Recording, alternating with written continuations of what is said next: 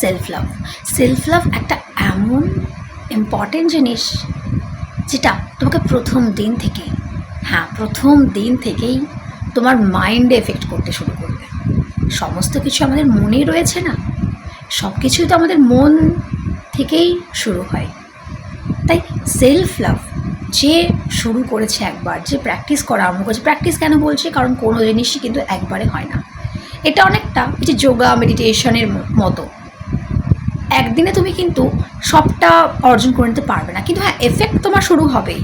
আস্তে আস্তে তুমি বুঝতে পারবে, প্রথম দিন থেকে তোমার মধ্যে একটি পরিবর্তন আস্তে আস্তে তুমি লক্ষ্য করতে পারবে, কিন্তু সবটা একেবারে সম্পূর্ণরূপে পজিটিভ হয়ে গেলাম, একটু নেগেটিভ থট আর আসবে না এমনটা কিন্তু নয়, আসবে, কিন্তু ধীরে ধীরে তুমি সেগুলোকে ফিগার আউট করতে পারবে এবং সেগুলোকে তাড়িয়ে দিতে পারবে।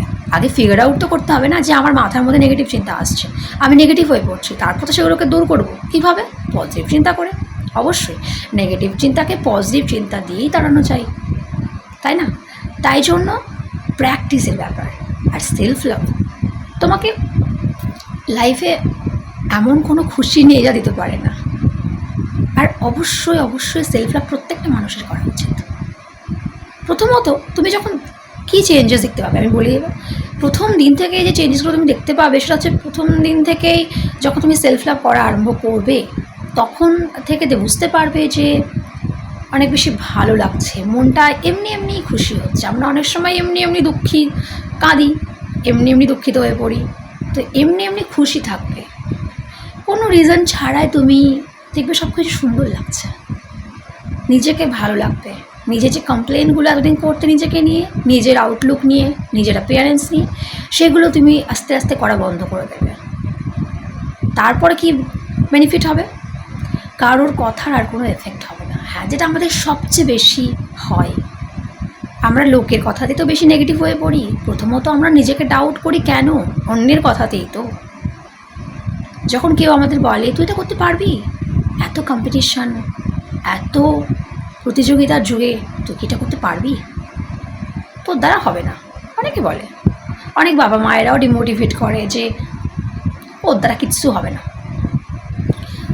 তো এইগুলো আমাদেরকে ভেঙে দেয়, ভেতর থেকে ভেঙে চুড়ে দেয়। তাই যখন তুমি সেলফ লাভ করা প্র্যাকটিস করছো, যখন তুমি সেলফ লাভের মধ্যে চলে আসছো, তখন এই কথাগুলোর আর কোনো দাম থাকে না।